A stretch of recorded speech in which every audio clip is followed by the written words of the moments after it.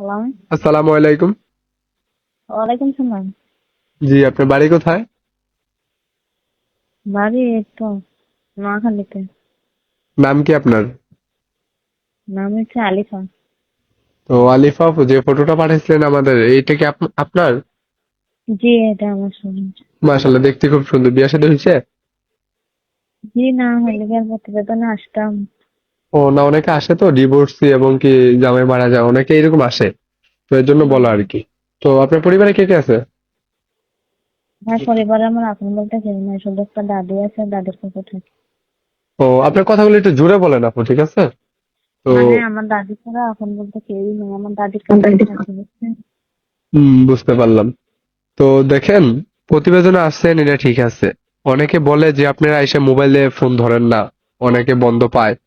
তো সবসময় কথা বলতে পারবেন তো আমার দর্শকরা ফোন জি দিলে? জি, অবশ্যই কথা বলতে পারবো। আচ্ছা। তো কাজকর্ম কিছু করেন আপনি? জি, আমি টেইলার মেশিনের কাজ করি। খুব ভালো কথা। তো যদি কোনো বয়স্ক ভাই আপনাকে বিয়ে করতে চায়, একটু বয়স বেশি, আগে পরে বিবাহ করছে, এরকম হইলে সমস্যা নাই না? না না, সমস্যা নেই। আচ্ছা, ঠিক আছে। আপনার নাম্বারটা এবং ফটোটা আমি ভিডিওর স্ক্রিনে দিয়ে দেবো। যদি কোনো প্রবাসী ভাইয়েরাও ফোন দেয়, আপনি ধরে একটু কথা বললেন না? আচ্ছা, ঠিক ওকে আপু, ভালো থাকেন। আসসালামু আলাইকুম। আছে। আচ্ছা, ওয়ালাইকুম আসসালাম।